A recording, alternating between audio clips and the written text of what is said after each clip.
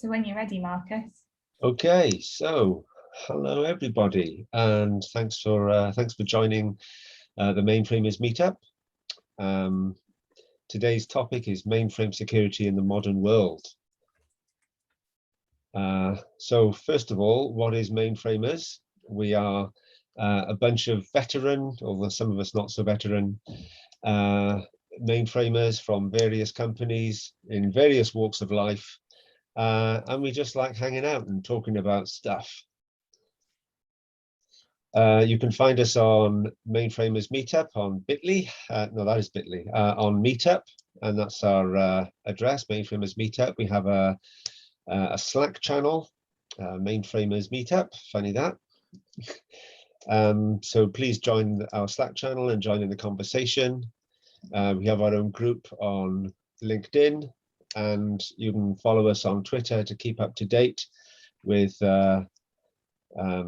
latest meetings and what's going on. So please get involved. So we have regular planning meetings, and if you're interested in helping out, just join our Slack group and let us know, or send us a direct message. So our meetings are every other week, only about half an hour or something like that. That's the kind of commitment that organizers have. If you've got something to say, if you've got an interesting topic that you want to present, then please let us know on the Slack channel. This is the kind of opportunities that are available in MainframerZ Meetup, and maybe one day soon we will be able to have actual face-to-face meetup somewhere in the UK. So please be a part of the community and help promote this wonderful platform, which keeps us in yachts, holidays, or just bread and butter, whatever it is you want to spend our money on. So today we have 3 speakers talking about security on the mainframe. First, we've got Emre from Broadcom, who is going to present to us Log4j vulnerability and vulnerability management on the mainframe. Following him, we have Ravi, also from Broadcom, on Zero Trust and the mainframe. Then we have Mark Wilson from BMC Software. We'll be talking about Z security and possibly hacking. And then afterwards, there's an open forum for chat and Q&A. So let me break the ice before I hand over to Emre. And I haven't done this before, so this is a poll question. So let's see if this is coming up on people's screens. Are you directly involved in mainframe security? Is the question. So we've got 58 participants.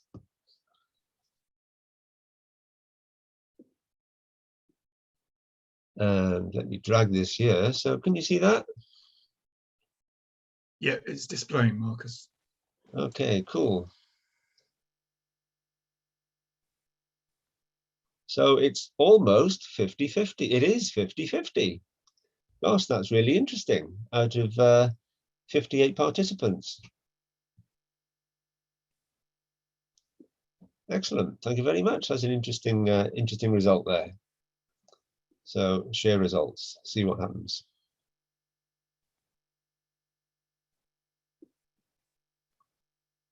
Great. So without further ado, I will hand over to Emre, who will be explaining to us how Log4j has impacted on the mainframe. Over to you, Emre. Thank you, Marcus. Let me get my slides up. And can you confirm you can hear me, please? Yep. Okay, thank you. Okay, and can you see my slide?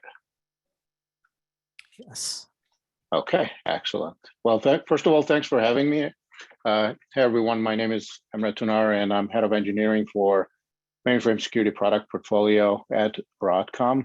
In addition to that role, I'm also what we call the security champion for our entire mainframe business at Broadcom, where I'm responsible for defining and executing our secure software development strategy, which not only includes tooling, best practices, and processes spanning from design to development and testing, but also vulnerability patch delivery and product security incident response in cases like the Log4j vulnerability that surfaced back in December of last year, which is actually what we're going to be talking about today. So the topics I plan to cover are a quick look at the most common terminology, just to level set. I know we have a 50-50 split audience, so for those of you who are already familiar with the common terminology, please bear with me as we get through that, so that we can familiarize everyone. And then I'll talk about resources available to you when it comes to dealing with vulnerabilities, a recap of the infamous Log4j vulnerability and why it was so unique, and then what the mainframe platform and software vendors such as Broadcom provides to the users about managing security fixes on the platform. And then I'll close out with best practice recommendations and vulnerability management. So let's start with some common terminology. And common resources available to you when it comes to navigating vulnerability ecosystem. And by the way, this is not mainframe specific. This is general vulnerability management systems and terminology in the computer ecosystem. So the first one is CVSS, or Common Vulnerability Scoring System, which, as the name implies, it provides a system that enables capturing of principal characteristics of vulnerability and generate a numerical score in the range of 0 to 10 that reflects the severity, which in turn helps organizations to assess and prioritize vulnerability management relative to each other. The system is continuously enhanced, and currently the most commonly used version is 3.1. And you can see how the severity ranges are mapped in the table in the screen. For example, 9 to 10 being critical, 7 through 8.9 being high, and etc. For the purpose of this discussion, due to limited time, I'm just talking about the base CVSS scores, but be aware that there's additional aspects of the scoring that you can read about. It gives you more context, and you can access and read more about these in the links I'm providing in the presentation today. The specific Log4j vulnerability that we'll be discussing in more detail had a base CVSS score of 10.0, which is the max score. And the other component of CVSS is what's called the CVSS vector, which you can see on the screen here. It's an abbreviated shorthand standard format of the elements and values that make up that CVSS score. And we'll take a deeper look at that, the meaning of that, how to deconstruct that in the next slide, and the context of the Log4j vulnerability. So another common term we see when it comes to vulnerabilities is called CVE, or Common Vulnerabilities and Exposures. And this is essentially a system that allows participating vendors like ourselves to assign a unique identifier to a specific vulnerability in a specific product. The format is in the form of the letter CVE followed by 4-digit year when the CVE number was issued, and then a unique ID that follows, which altogether is referred as the CVE number. And the CVE system maintains some basic information about each of these, such as the description of the vulnerability, the product that is impacted, the versions, the specific versions of the product it applies to, and then references to relevant sites. CVE site is typically where the newly discovered vulnerabilities first appear. So you could start looking at some basic information about a new vulnerability here. The next resource available that I typically use is NVD, or National Vulnerability Database, which is a US government repository of vulnerabilities. And typically what they do is they perform their own analysis on vulnerabilities and provide additional information such as the impact metrics, and a CVSS information. So it provides additional information on top of what was disclosed by the vendor in the CVE system. And then the last piece is what we call CWE, or Common Weakness Enumeration. And this is essentially a list of types of weaknesses or software weaknesses. Essentially, think of it as an alphabet of all the different types of software weaknesses that exist out there. Some of the examples that you may have heard about are things like SQL injection or command injection or cross-site request forgery or cross-site scripting, and et cetera. So here I'm showing the 3 CWEs that were applicable to the Log4j vulnerability that we'll be talking about. There were deserialization of untrusted data, improper input validation, and then uncontrolled resource consumption. So that's just a quick primer. Next, let's take a look at what made this Log4j vulnerability really unique and essentially set the IT world on a race to patch as quickly as possible. First of all, it was in an open source component, Log4j, which is very prevalent across the Java ecosystem. Many applications use it, including applications on the mainframe. You may not think of open source software and mainframes together, but there are many modern mainframe applications written in Java utilizing open source components, such as Log4j.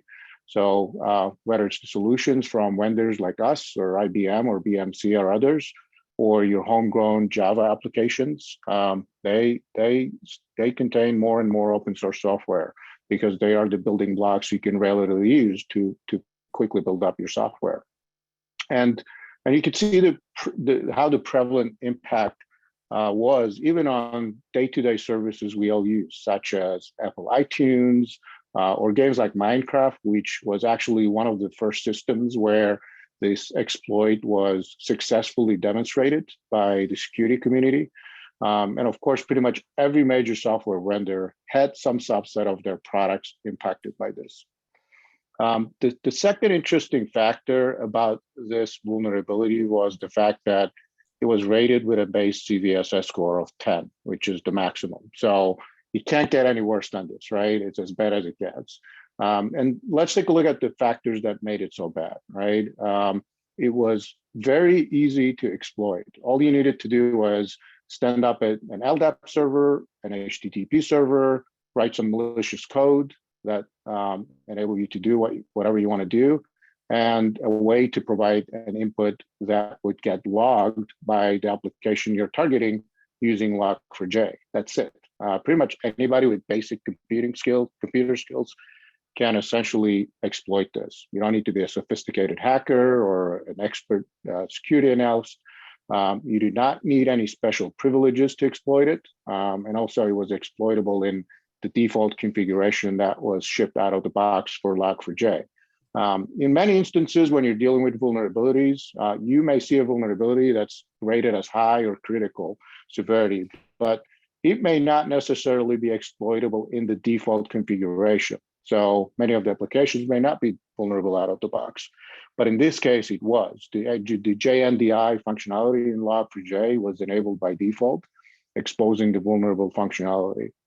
So we talked about the CVSS score, right? So here, we can look at the attributes that make up that base CVSS score. You can see here a screen grab I took from a CVSS calculator utility available on first.org site. Very useful resource, ton of information and education on CVSS. And you can see we have the exploitability metrics on the left-hand side, which captures the nature of the vulnerability. So for example, what's the attack vector? What's the attack complexity? As we discussed, it was low complexity attack, very easy to exploit. Do you need any privileges? Is there any user interaction needed? In this case, it was no, which means you can automate your attack, develop automated code to do mass attack attempts, looking for vulnerable systems. And then on the right side, you see the impact metrics. And here we see the scope was changed, which means the vulnerability allows the attackers to go beyond the security scope of the application itself. It was not Log4j or the application using it that was impacted. You could take over the whole system, hence the scope change, right? And then the last three impact metrics capture whether the three security attributes, the confidentiality or integrity and availability, were impacted or not. And you could see in this case, it was all highly impacted. So all of these combined make up that CVSS score of 10. So now that we understand more about the nature of the Log4j vulnerability, we could take a look at what's available to you on the platform to help you manage vulnerabilities and mitigate them. Thanks to our friends at IBM, they continue to enhance the security of the platform. And do vulnerability management is not different. They have built-in capabilities into SMPE, which is the standard install and packaging system for the platform, to allow the vendors to publish maintenance and have it flagged as security or integrity fixes or SecInt fixes, just like what we do with like hypers or PEs that can enable you, the users, to distinguish such maintenance from all the other maintenance that we publish. There are reports that you can easily run and filter on these SecInt category fixes to see what security maintenance you may be missing. So this is a great piece of infrastructure available to you on the platform to help you manage the security fixes. Additionally, typically, many, if not all the vendors, such as Broadcom and others, have alerts and notification capabilities that you can subscribe to for your products. Again, similar to hypers and PEs, where you can get an email notification when there are newly published security fixes combined together. These two are great tools available that you can take advantage and help integrate the vulnerability management into your regular maintenance, strengthening your security posture when it comes to dealing with vulnerabilities. Okay, so my last topic is some best practice recommendations. And we touched on some of these already, as we just discussed. If you have not done so already, I highly recommend make a plan and integrate security integrity patching into your regular maintenance schedule that's suitable for your organization's risk management practices. For example, maybe your current practice is to roll out hypers and PEs monthly and then regular maintenance quarterly. Okay, figure out where the security and integrity fixes would fall in that picture, right? Maybe you want to put high and critical severity security fixes monthly along with the hypers and PEs, and then the rest can go with regular maintenance, right? Whatever is suitable for your organization's current existing maintenance schedules and procedures, integrate security fixes as part of it. Next, subscribe to security notifications from your software vendor. This is a great tool. You could receive an alert in a situation, even in a situation like Log4j, where you can immediately take action on an available fix. Next resource available is one of my favorite ones. The US government has been putting a tremendous amount of resources to strengthen the cybersecurity posture of not just the government and agencies, but also assist the entire ecosystem.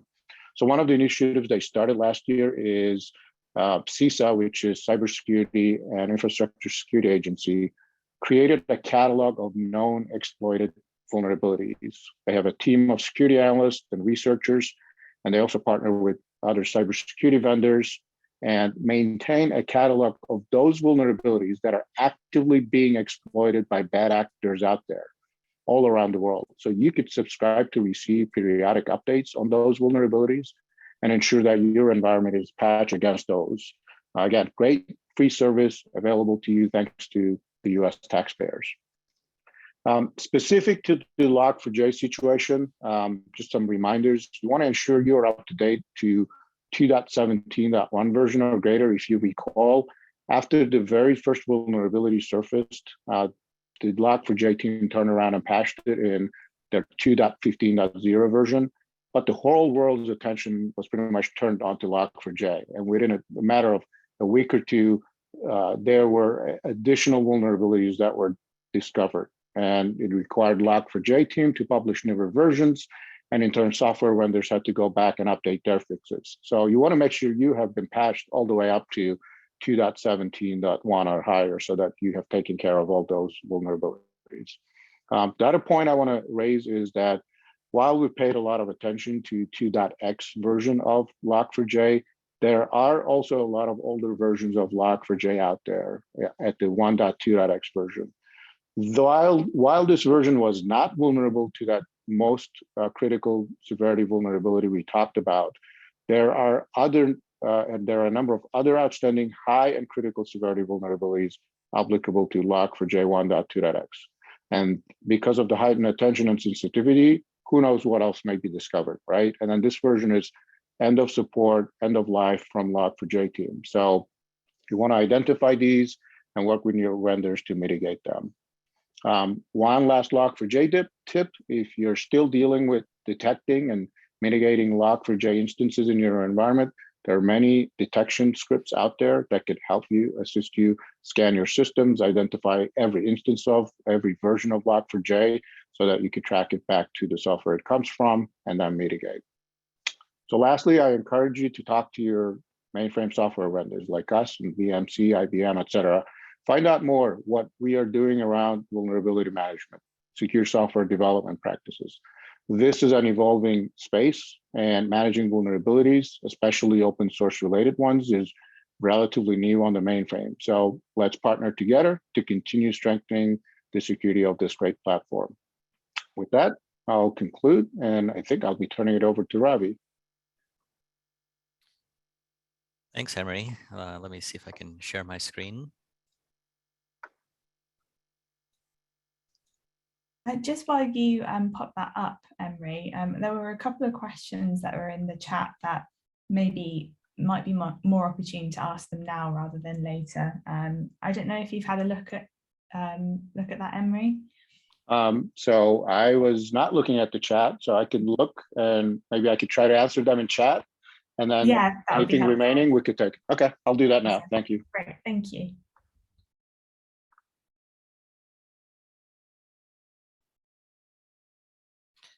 All right, can you see my slides? Yeah. Okay. Yep. All right, so I'm going to talk about zero trust at the mainframe. If you've paid attention at all, you can't escape hearing the word zero trust in the news for the past year. And unfortunately, we've seen over time, it's a label that's getting slapped onto almost everything. So I'd like to demystify it a little bit. It's a very simple term, and I think it'll resonate with the mainframers here in the audience. But before we dive into zero trust, let me take you back to the year 2017. It's an otherwise unassuming day in Las Vegas, and it turns out, however, that the gamblers at an unnamed casino were getting fleeced twice.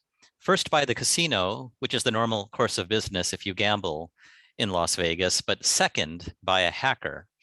So the casino wanted to differentiate against its competition by installing a really attractive aquarium in its lobby. And they turned to the Internet of Things and installed a bunch of sensors to control the temperature, the salinity, and the food within the tank. I think you all see where this is going. Clever hackers were going after the big fish, not the little ones you see here in the photo.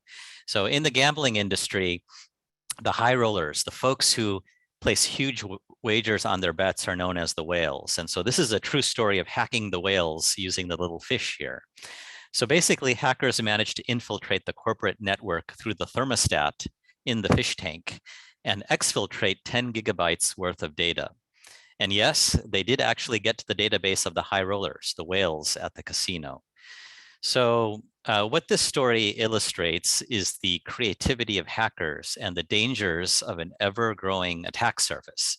It turns out in this case that there wasn't a mainframe at the end of the chain, but you can imagine many scenarios in banking, in financial services, and travel and transportation, where there is a mainframe at the end of the chain serving up some data. And so this situation could have been averted if that casino had embraced zero trust. And so very simply, it's the notion here of never trusting and always verifying. That might be too provocative of a statement, but another way to think of it is it's a shift away from the perimeter security model where you begin with trust and then verify later.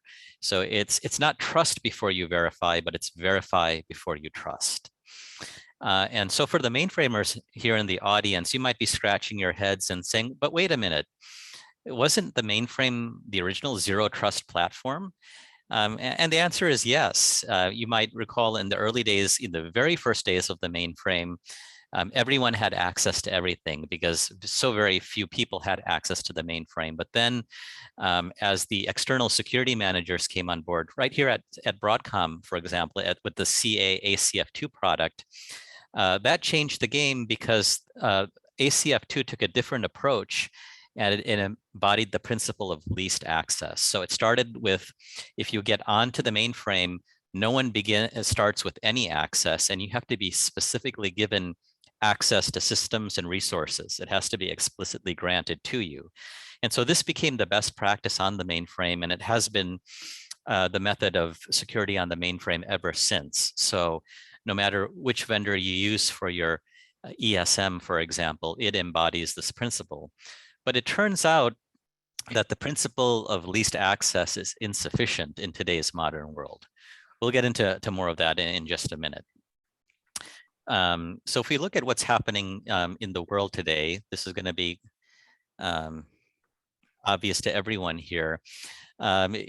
So much of the evolution of security has been securing the perimeter. But the question is, what is, how do you define the perimeter? It's a very broad definition. You have your network perimeter, you have DNS, with the cloud, you have business apps that you access through the cloud as well. And so as you saw in the example of the fish tank, it's a matter of finding a vulnerability in one place and snaking your way through the system. And so the attack surface here is enormous. So security professionals are busy trying to secure this attack surface. And at the same time, as attacks become more sophisticated, there are more regulatory standards and compliance initiatives that are unfolding. We can thank all of you there in Europe, for example, for GDPR that was born in Europe, and it spread across the world. And corporations, of course, are very vigilant and protecting the PII data that exists within their firms. But what this is causing, even for us here in the world of a mainframe, to really look at this very large attack surface and determine where do we need to secure the corporation. We had another thing happen since COVID began, which is a massive migration to remote work. So folks, working from home, not behind necessarily a corporate firewall, but just logging into your internet service provider. And it makes you wonder, how many of you folks have an internet connected light bulb or a Wi-Fi vacuum cleaner or Wi-Fi speakers? This is analogous to the fish tank scenario that I mentioned at the start of the session here. Could someone use that as a way to compromise your credentials, not related to your corporate activities, but your personal activities, and use that as a means to then infiltrate the corporation? We have to remember that since COVID began, the bad guys were also working from home. They didn't take a day off. And we've seen that one security agency noticed that the most common break-in method during COVID was through email. Organizations are seeing on average 600 unique phishing attempts per month. So we are being targeted, whether we're in the corporate environment or whether we're at home. And so let's go back to the concept of zero trust. Stated simply, it was never trust, always verify. But if you want to dig a little bit deeper, it's a data-centric security architecture where you do not automatically trust anything, whether it's inside or outside your perimeter. And the idea here is to verify everything. And when we say everything, it's not just the humans, but it's every device. So you're verifying every user, validating every device, enforcing least privilege, and then, very important here on the far right, assume a breach has happened. That is critical, because if you don't assume that to be the case, then you're not going to invoke monitoring on your network. So I'll talk about that in a moment here. So these are the principles of zero trust. And what's very comforting to know is that the mainframe can do all of this. It's just a matter of turning it on. Now, in terms of where the mainframe is in this world, it is often buried behind firewalls and deep within an IT infrastructure. But if we look at the mainframe, it is serving up more and more data. The use of the mainframe has been increasing year over year. Every time you log into your bank account on your mobile app, you have a nice web front end, but at the end of the chain is a mainframe serving that data. So there is more and more access into the mainframe, and that is causing a reevaluation here of what is happening in the entire hybrid IT infrastructure and where does the mainframe fit in terms of its security posture. So there is a bit of, I would say, not bad news here, but a call to arms that's required. As Emre and I work with customers, we often hear the bias around the mainframe, which is it's already secure. It's already rock solid. I should focus my efforts on other parts of my security infrastructure. We often hear the statement, it's also secure because everything is encrypted. We have pervasive encryption that IBM has provided. But note here that encryption doesn't solve all the problems, because you could have the scenario of a malicious insider. And in fact, this happened in the year 2018. There was the true story in South Africa of Postbank. A bunch of insiders got together and managed to get a hold of the master encryption key for Postbank. It was a team of folks that worked in concert because each of them had only a portion of the key. So they got together, they decrypted the key, and they printed it out and walked out of the office. And they reassembled the key at home. And what it allowed them to do was then access all of the ATM cards of the bank.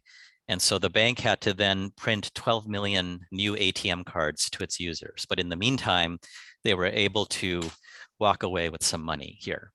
Now, when I mentioned earlier about mainframe and zero trust, what I'm showing on the slide here is if in the evolution of security here in the IT infrastructure, you'll find that in the world of distributed and cloud, a lot of techniques are being used to secure that environment.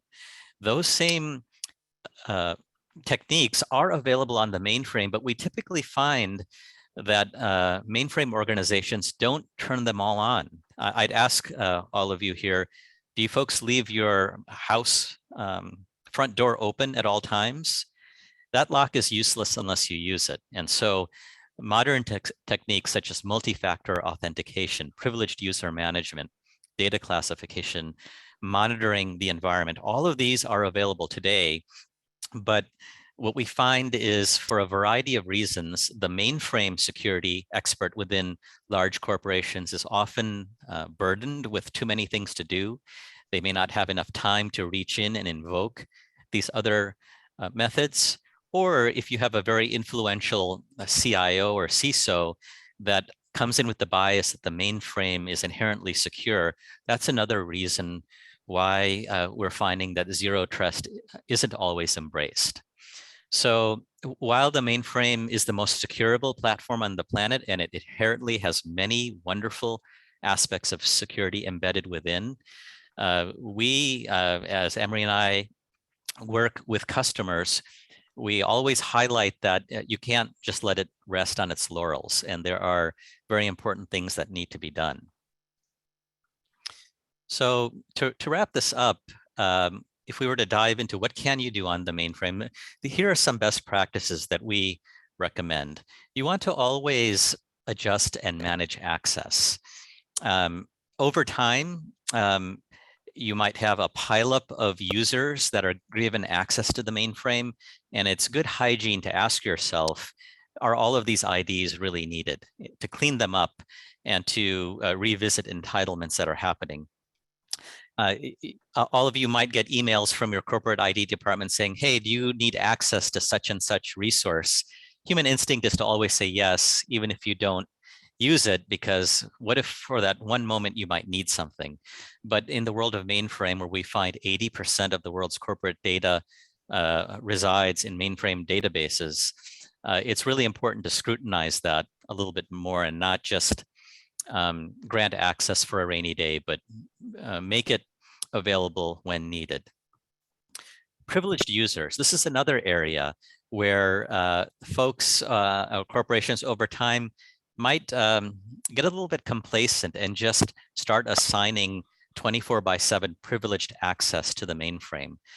This is risky because the privileged users have even greater rights than the normal professionals accessing the mainframe. What you'd want to do here is invoke privileged access only when needed.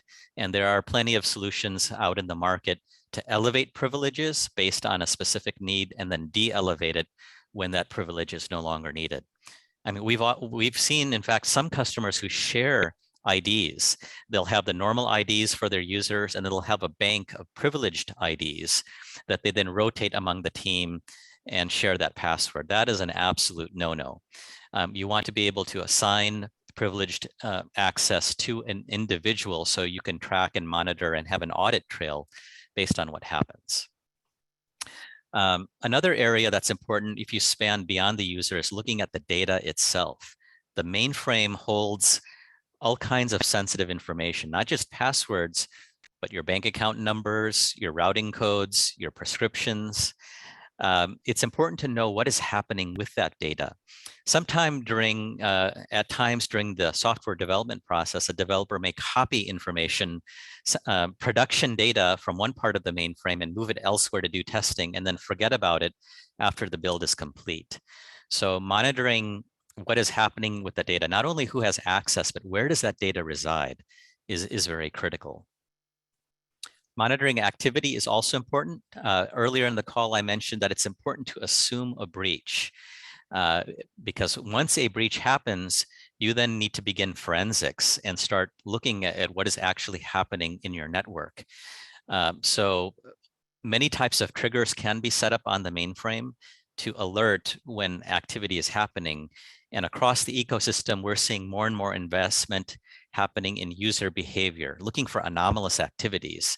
If a user normally accesses the system during the workday, but all of a sudden is accessing it in the middle of the night in a country where your corporation doesn't do business, that's an immediate flag.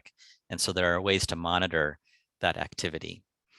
So as you look across this circle here, these are just a handful of high-level principles that embody the spirit of zero trust. And it's all very doable today on the mainframe.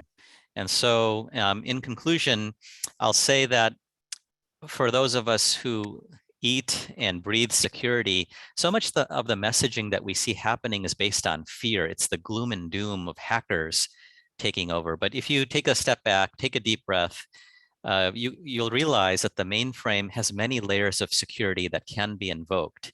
All it's a matter of doing is taking that next step. And if you feel overwhelmed in any way, feel free to reach out to Emre or myself. We'd be happy to discuss further with you. It's what we do on a daily basis. So security is all about adding layers of protection, and with zero trust, you can have a very solid security posture. Thanks.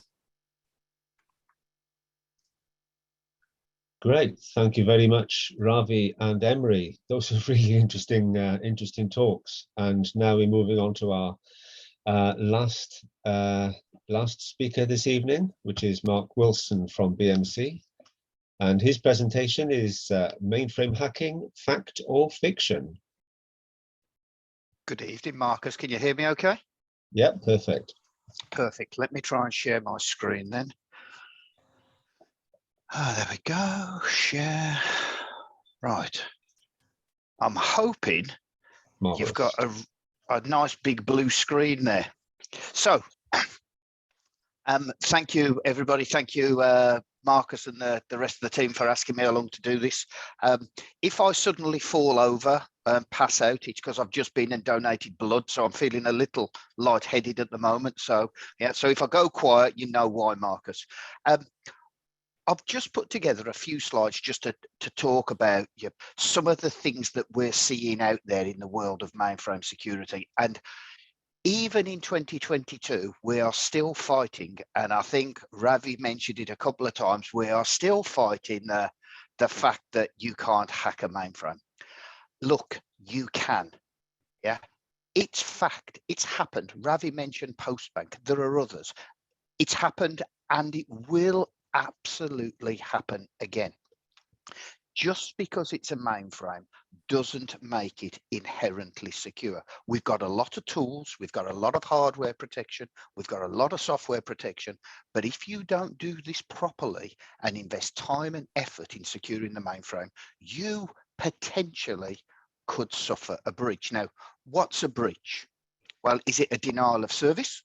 Okay, I've just shut down all your KICS subsystems, all your DB2 database subsystems, all your IMS, all your IDMS, everything, or I've just stolen all of your data. Okay, does your data have any value? Well, if you know anything about the dark web, go look on the dark web and work out how much you can sell a single credit card number for. 16-digit PAN, 3-digit CVV, expiry date, $22 per card. So if you've just stolen 1 million of them and you can sell them, you could become fairly wealthy. So look, it happens and it will happen again. To the bad actors, and this is what we think they look like, they hide behind these masks and have black hoodies. They don't, yeah. To the bad actors, a mainframe is just another computer. It's another server, it's another IP address. And more importantly today, it runs tools, or we have access to tools that the bad actors, the hackers that look like Mr. Anonymous here, okay, get taught in college and university. We run TCP/IP on the mainframe. I used to love the days when it was just VTAM and NCP, because if somebody wanted to log on to the mainframe, we put a physical screen on the desk, plugged in a physical cable, and we did some configuration. Now, virtual IPs, people connecting over all different APIs, we have not as much control about who's accessing our systems. So this is not a 2022 issue, okay? We've been battling hackers for a long, long time, okay? All the way through history, yeah? It happens. It really does happen. And this is the problem. To the hacker, you yourself or the server is just another IP address. And people are really, really interested in mainframes. And the real simple way to test, if anybody's interested in mainframe security or mainframe hacking, go to Google and Google mainframe hacking tools. Because one of the first places you'll come to is this little Git repository. Awesome mainframe hacking. You actually don't have to go searching. If you scroll down on this, it's links to tools, links to presentations, links to YouTube videos, links to Share and DEF CON and everything. This is a one-stop shop for anybody who wants to learn about mainframe hacking.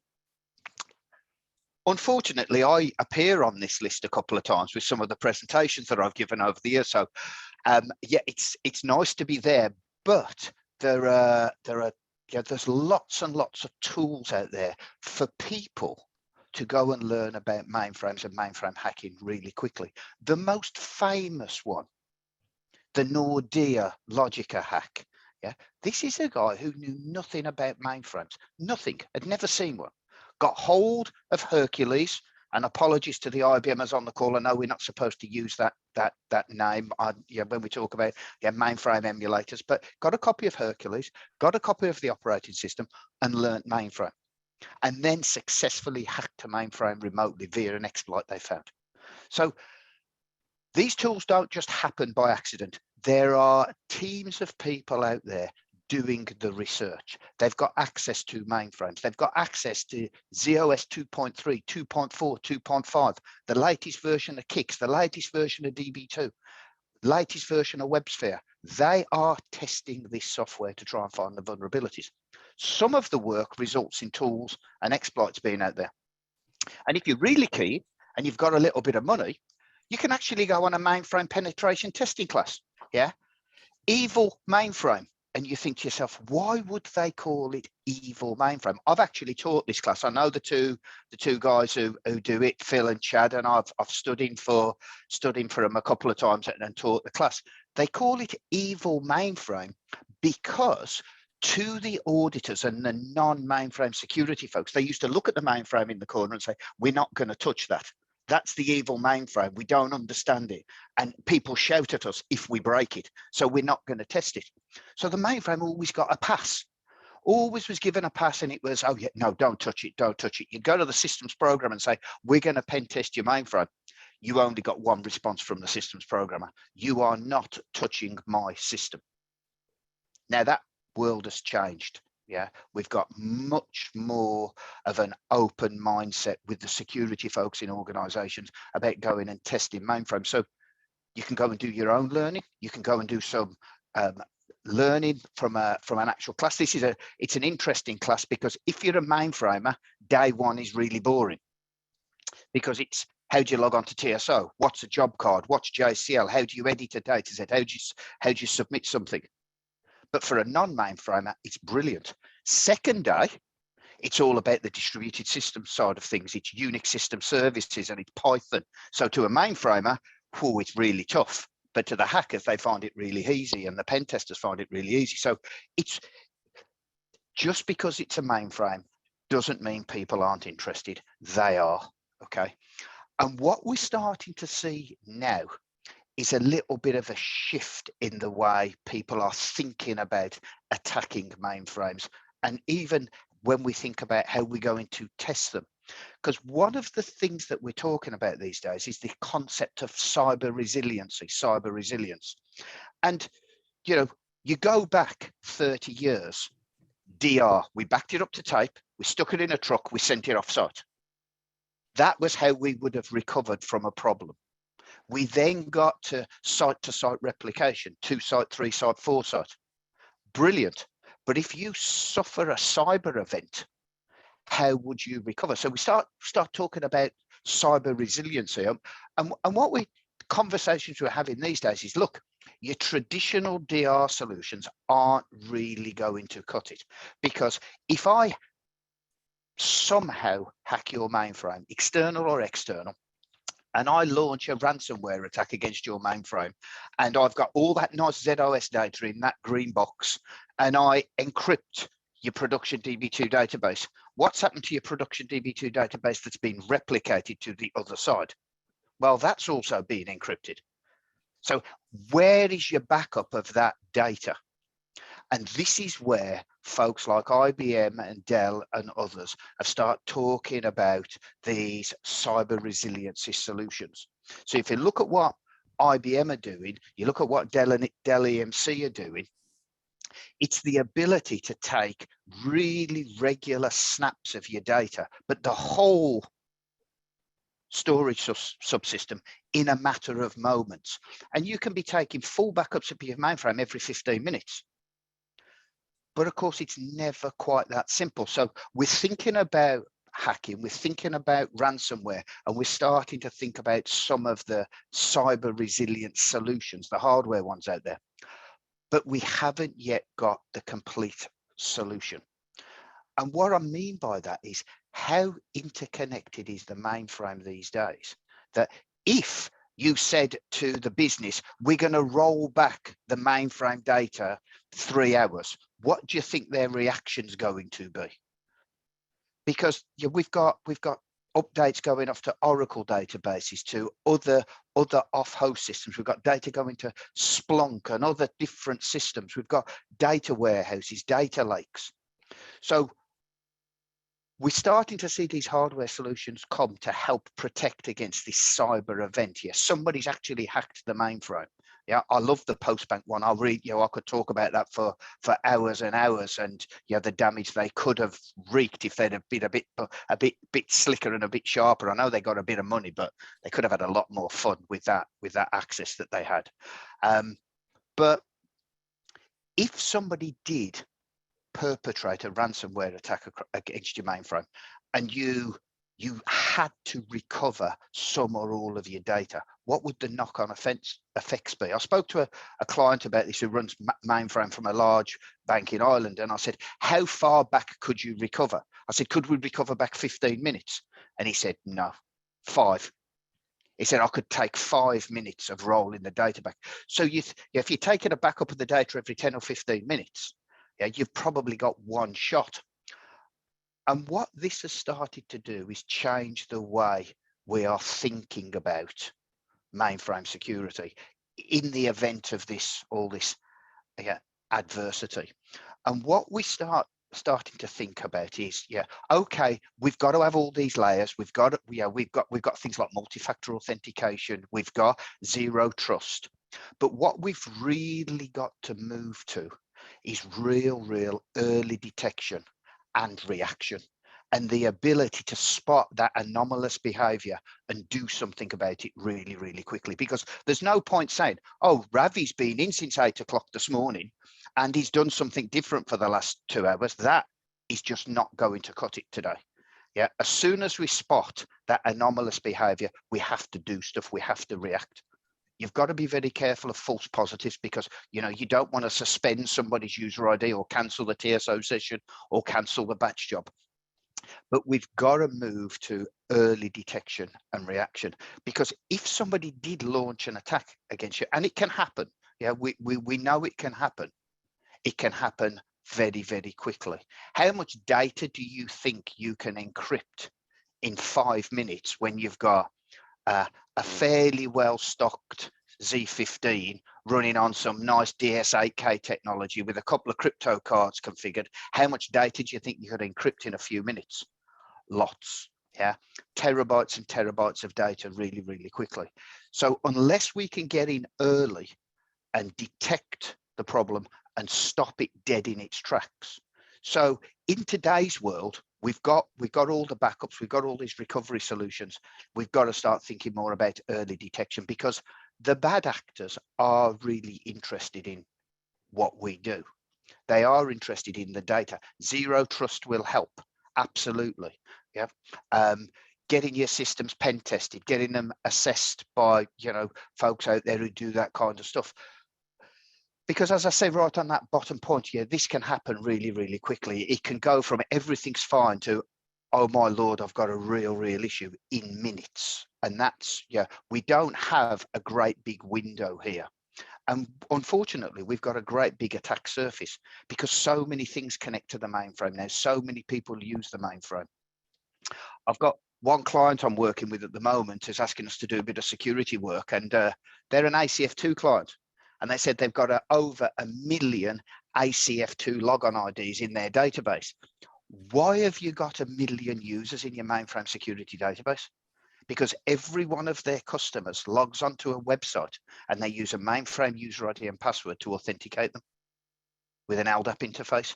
So this is a huge opportunity for the hackers, the bad actors, to go and target somebody to get a foothold into the mainframe. And I quite often hear, the mainframe's bedded, it's behind 3 firewalls, it doesn't connect to the internet. Absolutely rubbish. I don't agree with that at all. The mainframe is so connected to everything in the data center that there will be a path from an internet-facing IP address to the mainframe somewhere and somehow. And that's what the bad actors do. They ultimately get to the mainframe because that's where the data is. So in 2022, is mainframe hacking fact or fiction? It's absolutely fact. Yeah, it's been mentioned about Postbank, and there are others, Logica. We know of other ones. Unfortunately, people don't go out there and start shouting, from the rooftop, we got hacked last week and they hacked our mainframe. People don't do that. It's all kept very quiet. But when you're doing the research and doing the work, you will see and hear of these stories. So, Marcus, I can't see if we've got any questions. Have we? No, we haven't got any questions at the moment. Does anybody have any questions or comments? Hi there, it's my name's Ben Optinsky. Thank you very much for the brief, Mark. You mentioned about the attack surface areas and things. Have you seen examples of where there's been denial of service to mainframes through hacking those devices that are connected to it and creating a situation where it exceeds its resource capacity? We haven't seen that in the wild. We haven't seen that as an attack. But I'm pretty confident the researchers have looked at it. One of the things we have been asked to do is look at all the different APIs, all the different solutions.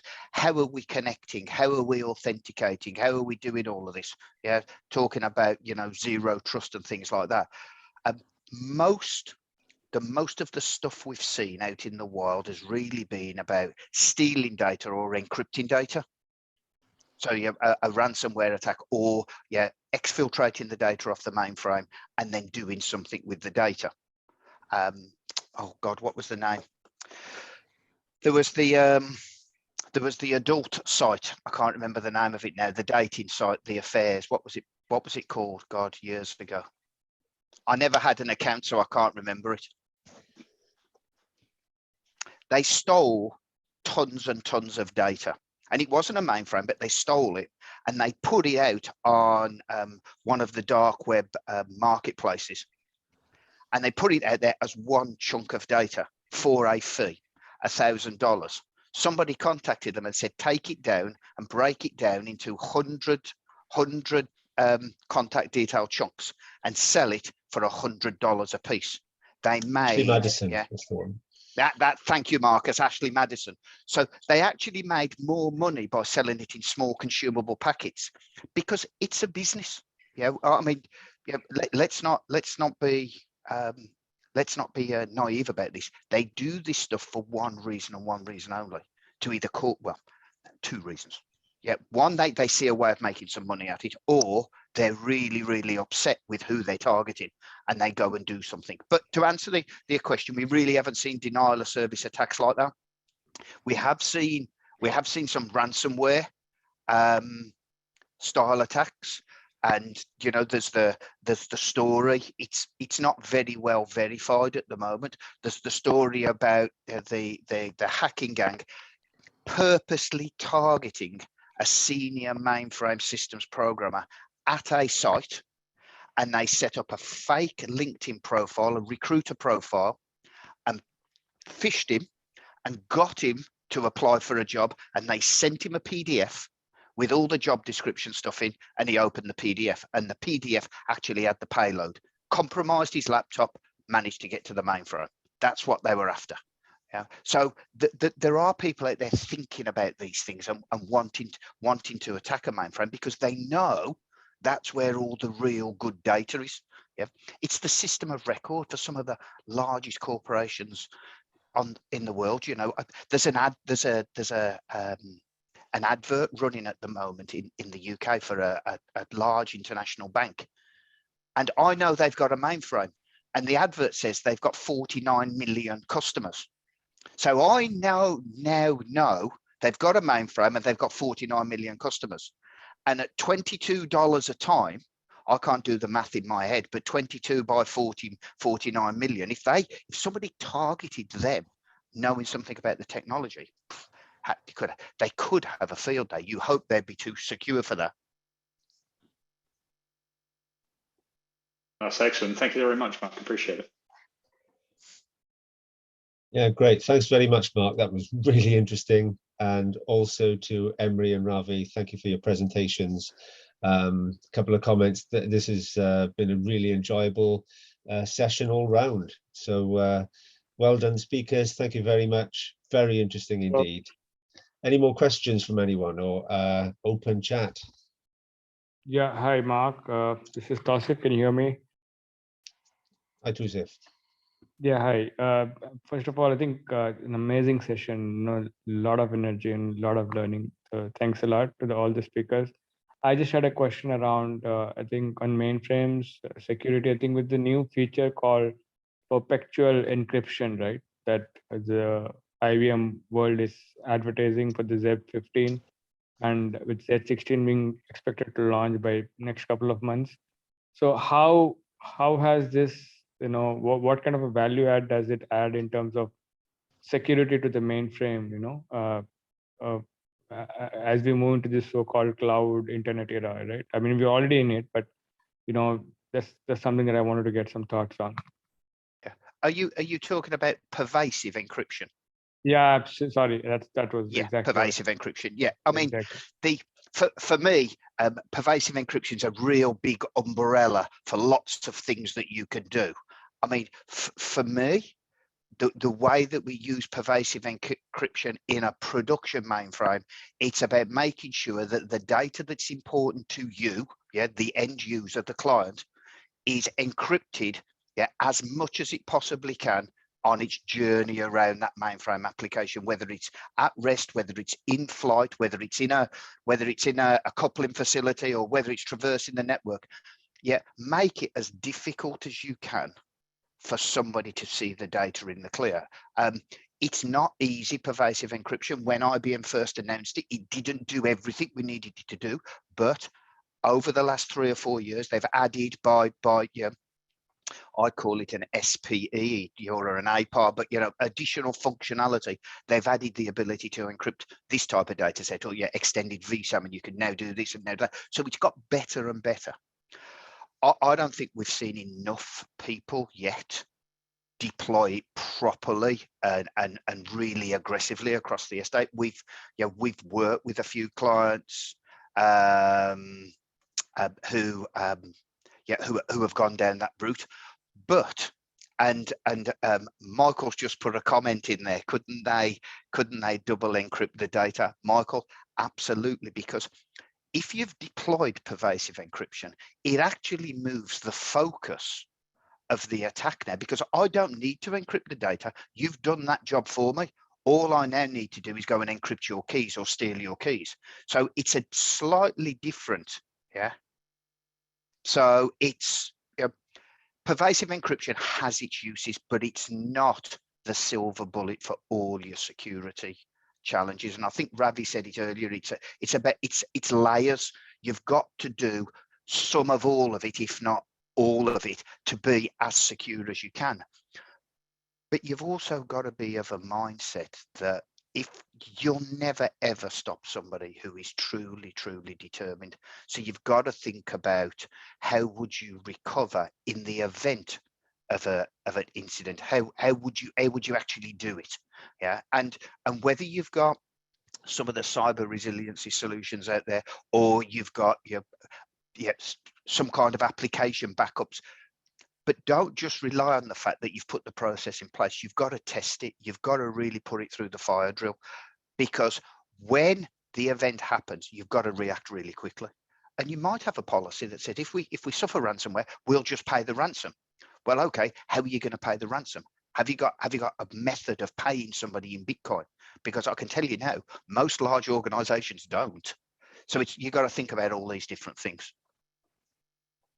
Yeah, that's good.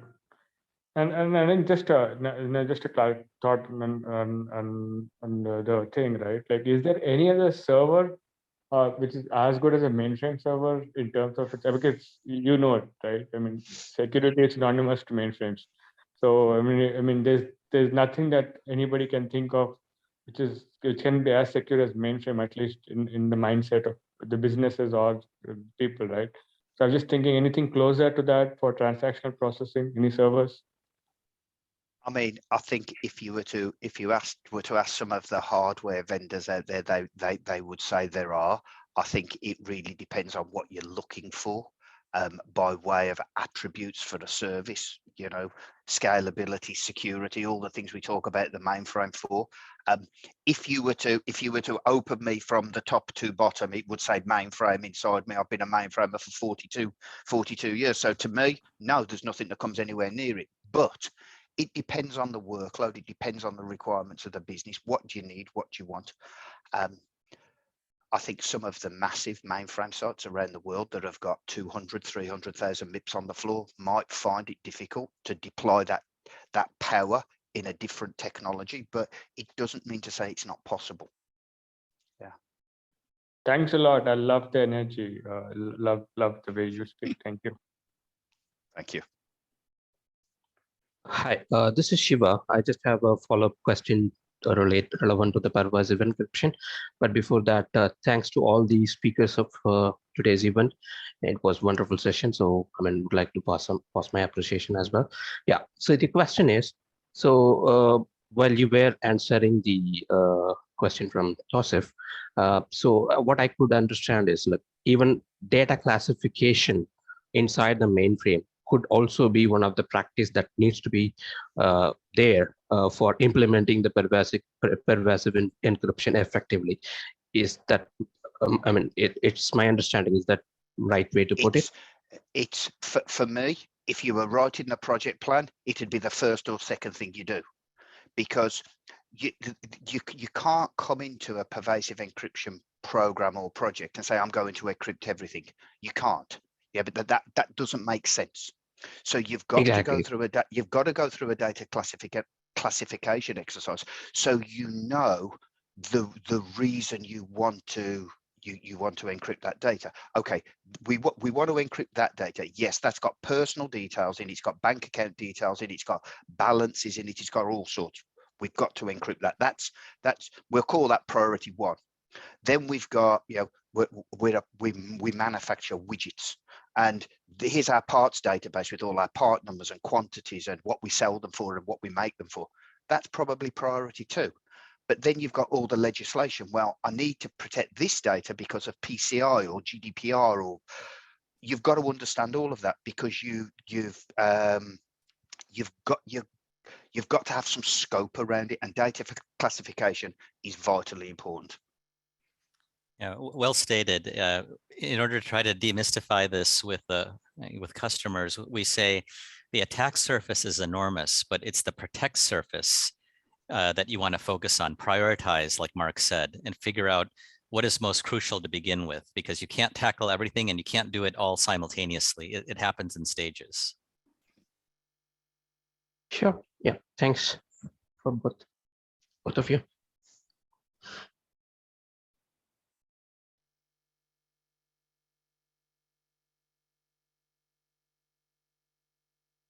Any other questions?